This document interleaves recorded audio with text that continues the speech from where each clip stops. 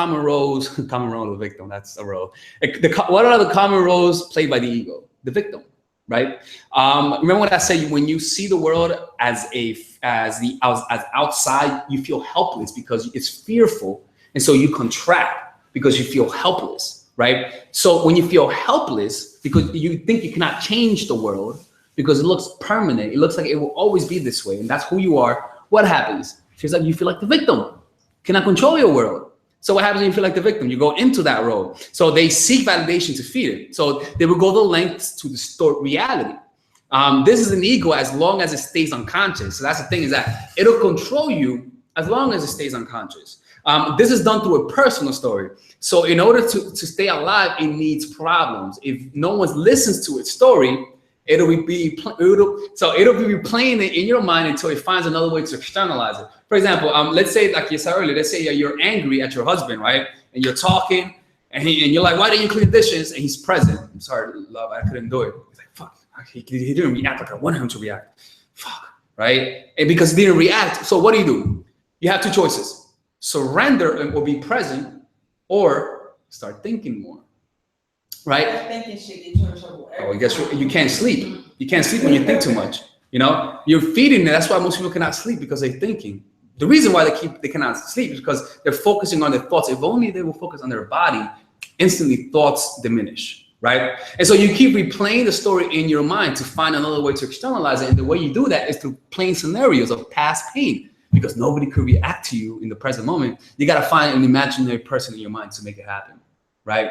You got to find someone to fill that role in your head to make it happen. If it's not your husband or your kid, it's your mind, because you're replaying of what Vicky did to you 20 years ago. Fuck that bitch. She's an asshole, right? You don't need to think about that, but that's a way for you to express that anger if nobody on the outside could have done it. So you start self-inflicting pain on yourself. That's why people cut themselves and all that sort of stuff, because they may not find a way to externalize it, right? So when you see a man as a provider, your needs will be met and your ego reacts. Past pain of abandonment that's not accepted. So what happens is that when you get a guy, when you begin having relationships, remember I said earlier, society says, in order to be happy, you need to get a relationship. So now you feel that need, that desire, because the ego is not really someone, but the ego is the activity of the mind. The ego is the seeking and is the seeking of happiness and not wanting pain. That's what the ego is. That's just the mechanism of the ego. It's all just a desire to avoid pain and gain pleasure. That's the ego, pretty much. Tony Robbins says that. So perhaps the work for us to do is to embrace I'm not going to even call it pain, those uncomfortable sensations in our body. Like, look for them more. Look for them more. Don't say it's pain or this. Just seek what that sensation is and ask to bring it up more so you can deal with it. That's why you make everything into a spiritual practice. Even what the fuck I talk about dating about this? Because it brings so much pain, right? There's no better catalyst for that than relationships. So anything that happens, you just make it into a spiritual practice. Like you're at work and you're waiting for it to be 5 o'clock. You go into the body, you feel it, right? And then you feel that gravitational pull that says, "Fuck, it's almost 5. It's almost 5." You return to the body. You're removing its source of energy, right? So when you see a man, right, and your ego's needs, your needs won't be met. He's not going to meet your needs, right? But you're going to be demanding him to meet your needs because society said, in order to be happy, you need a man, right? So the guy doesn't even know what the hell he's getting himself into, right? So falling in love is an intensification of the ego. That's what it is. You feel your sense of self attached and even see it. You become addicted to the new self, the person's self-image of you, the person's image of you. That's why the greater the pain, the neater you are, right? Because when you see a guy, he becomes your beacon of hope. And you see that image of you being with him, you're like, fuck, if only this image could happen, you know? If only this image could happen. He doesn't know that this will make us happy. This is gonna make you happy, right? And then suddenly you're in it. It's not a relationship. The relationship that you guys have is that his responsibility is to make you happy. And guess what? You can't be happy. No, even worse. You will always be unhappy with that. So you know what that means? Is that any unhappiness you experience, who are you gonna blame it on? Him, because you're the victim. You're helpless. It's a very scary world. You cannot deal with the problems. It's not your fault. You're the victim. The world sucks. Men are assholes. Want to know why? Because remember those past things that did to you? Yeah, go back to those thoughts, right? And then suddenly more thoughts come in, right? you lose your power, so you don't even try to work on yourself. You just try to find someone to do it for you. In the society, we cater women too much, right? So you become addicted to it. So he doesn't just become a relationship, a man. He becomes the person who you want it to become. You put that responsibility on him, and so suddenly anything becomes a conflict because anything triggers your unhappiness. You come home from late from work and you're tired and you're angry. You go home and you say, "Hey, what's up?" No, you don't say, "Hey, what's up." You're not. No, you go home and you bring that anger. So because you're angry and let's say he cooked, right? Let's say he's a modern man. He stays home watching the kids, right? He cooked and he made the dishes. He made the beans a little bit too salty, right? Because there's anger inside of you. What's gonna happen? That wrong thing that he did, not putting too much salt. Because there's anger. What's that anger gonna do? Ooh, I see a door. Let me express that. What the fuck? And then you guys start arguing for no reason, right? And he's like, "What the fuck? This girl's always fighting with me." You don't even know why you fight with him. Because it's not you doing it, it's your ego. You don't understand why you act this way because it's not you, it's your ego. You just don't notice it. Am I making sense? Yeah, I've done it before. Very much so. Mhm. I've done it recently. Jesus Christ. You guys agree with I this? started therapy last year, and she's like, "What would make you happy?" And I was like, "If he would do this, and he would The do work that, is and he for would do you." this," and then I finally, over the year, have realized like only me, like. If he's not doing what I want him to do, like I can take that pain away from myself by not being involved with him. You take your power And back. finding someone that is already that person. Mm-hmm. And being What if happy you- with myself first. What if, I don't know, what if they're not, I don't think a person can be everything that I ever want. Because the work is for me to do. I just feel like I meet people along the way that's gonna bring out those areas I need to work on. And I find someone that has work to do too, and we'd be happy to work together. But no one's gonna ever totally make me happy. Nothing. Nothing will make you happy. Right? Like, fuck this asshole. It's like, right? I can't make me happy. Yeah. I mean, they provide pleasure, but it's like hunger. Your hunger will return. Right? And so it's a cycle. Anything that's formed needs to be regenerated. Anything that's formed. Now, awareness never feels unhappy. Awareness is just there. You could abide in that awareness through just feeling the sensation, your physical sensation of your experience. That doesn't mean you're not going to feel unhappiness, but you're going to feel peace. There's going to be peace surrounding your unhappiness. Perhaps, I don't know, I have plants. I look at them every day, they're beautiful. Mhm. That's my experience, my effect with them. I can't see anything wrong in anything that they do, they're just growing, right? Mhm. So if I'm navigating in that space in anything in my life, I'm not saying be like, it's, close to design, it's not beautiful, but if I'm affecting my own experiences by looking at it through my eyes. Because my plants are beautiful. Mm-hmm. They're not doing anything to growing. So perhaps if I look at people's situations like that, my experience won't be as bad. What do you mean by that? I don't get it. My experience in being like how I affect them. Because I'm looking at my plants, they're beautiful, right? What plants? I have plants in my house. Oh, They're plants. beautiful. Oh, okay. Right? All I do is grow. All I can see is beauty. Mm-hmm. So perhaps if I take that mindset in my interaction with people, like come from that place, my experience and won't be so bad. No, yeah. I mean, it's they're just growing. Yeah. I mean, it's the experience that you experience is the level of satisfaction you experience from your experience is based on how there you are. It's not how awesome your plans are or what you expect to do from them, but how present are you? Like, are you feeling all of the sensations that you can experience? Because what's living? Living is not just thinking, it's part of it. Most of living is feeling your sensations. The more, like, for example, it's kind of like, imagine you can't move, you can't see, you can't hear, you're deaf, you cannot feel, right? Because they say a bad accident happened. So let's just think you're a vegetable and you're just inside, right? Yeah, it's a horrible experience, right? But when that happens, in that moment, what was I going with that? I forgot what I was going to say with that one. I don't know. So yeah, I forgot about that. I remember. Remember it later. Yeah, I remember. Yeah, but when you're in that kind of state, that's kind of shitty. But then you're still alive though. So living is just feeling your sensations. That's all it is, right? And so I'm getting out of my head right now.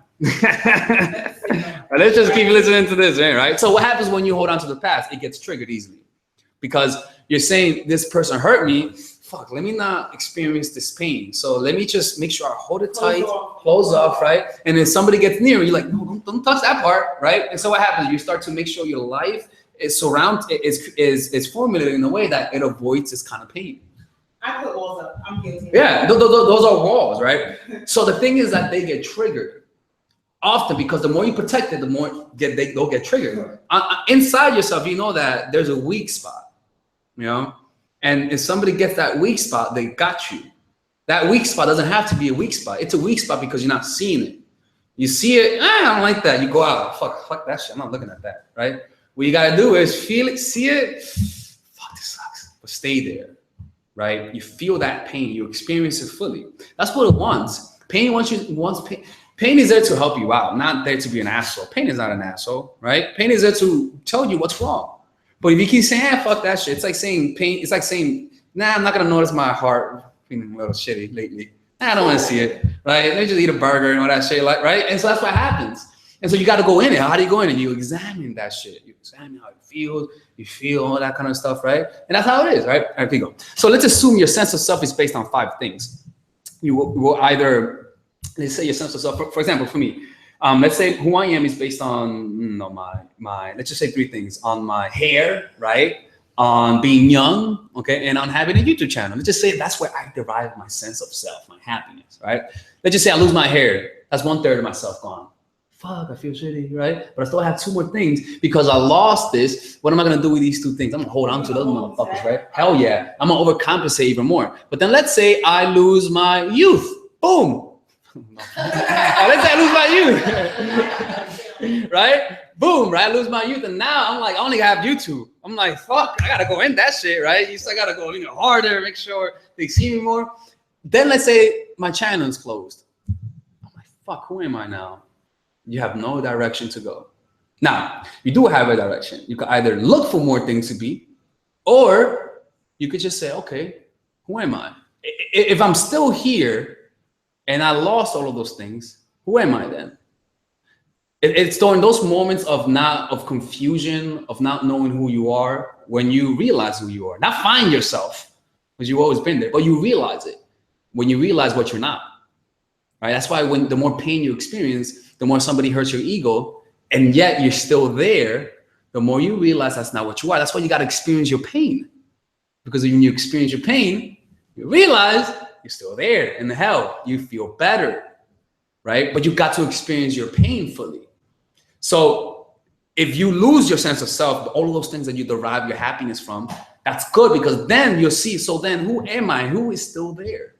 Under all of those changes, I am still there, right? Because I used to think I was those 3 things because I derived my sense of self from there.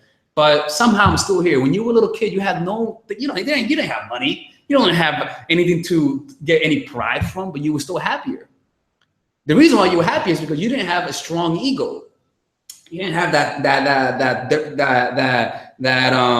that thick shell of the ego. So that means you were less defensive, you were more loose, you were more yourself, you were happier, you smiled more, right? You were easier to make friends, you went around the world not thinking that much, and you were just there in the present moment. Even your senses were more alive, colors were more, your imagination was more. When you felt something, you were actually in that experience because you didn't have nothing to reference to or to reference from, you know? You were just purely there. And so that kind of experience could easily be replicated through being more present, through feeling your sensations more, right? So you either get, all right. So how to play roles without being egoic in nature. So I gotta let you guys know this, right? Because I don't think I put this in here. Role playing also goes in your family members, right? For example, when you see your boss, I said this earlier, when you see your boss, you notice that you feel not that confident around your boss. When you're around your mom, you notice a different personality arises. When you're around a celebrity, you notice that, you feel better, you faint and all that shit, right? And when you're not around someone who's not that important, who's not a celebrity, you don't faint, and you don't feel excited when you meet someone you saw on YouTube, right?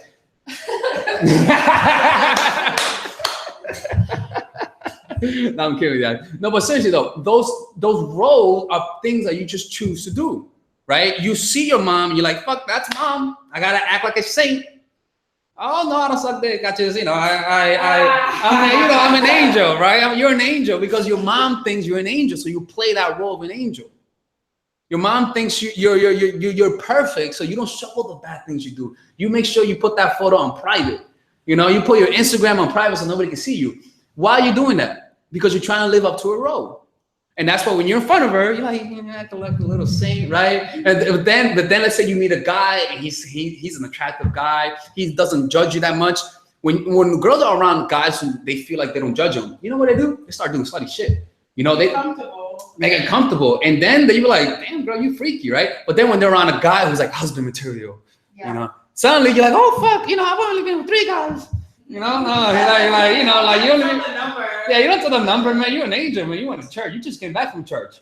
You know, and the reason why you're playing that role, you're not being who you are. If you're not being who you are. Instead of being the guy that you can feel comfortable. Yeah. The thing is that women feel that role more often than men. Maybe no, they do. Men do feel it, but women feel that because they feel like they have to be a certain way.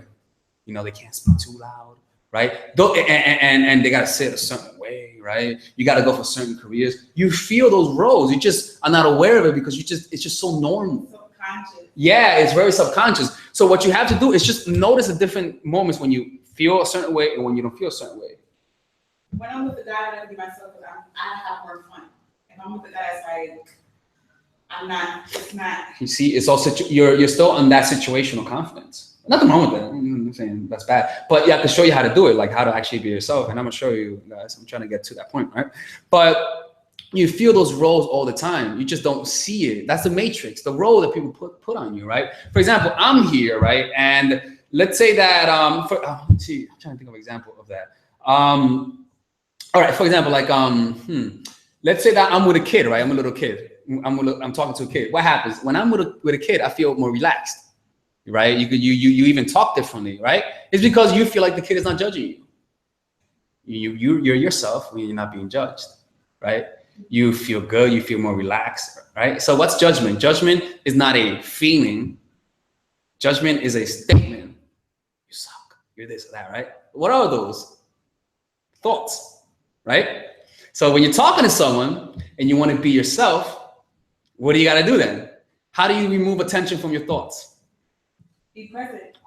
There you go, right? So you're talking to someone and you feel like they're greater than you. Why do you feel they're greater than you?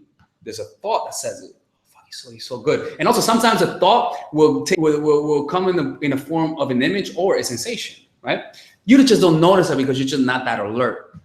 You weren't that alert. Now you are, right? So what you do now is that when you're talking to someone and you feel like they're better than you, just notice the feeling of what it is for them to feel, for you to feel they're better than you. If you feel nervous, notice how it is to feel nervous, right? Don't just be the reaction.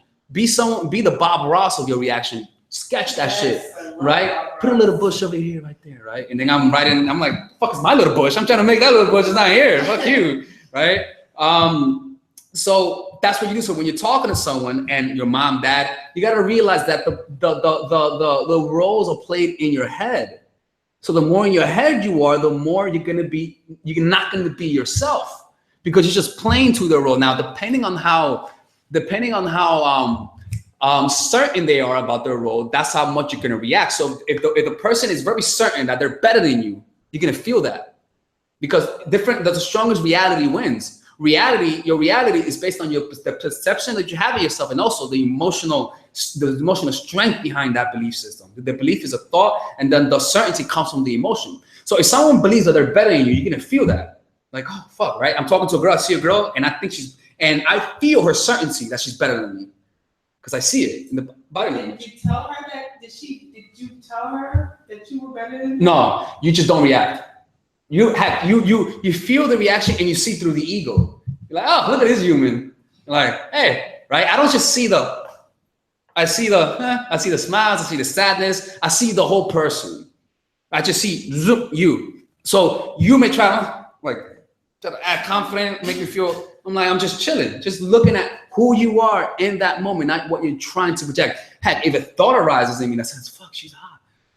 I go back to, I feel my body, right? And now the thought is there, but it's not giving strength by my ego, by the pain that I may be experienced or have experienced. Am I making sense? I know it's like, okay. So that's why with certain people make you react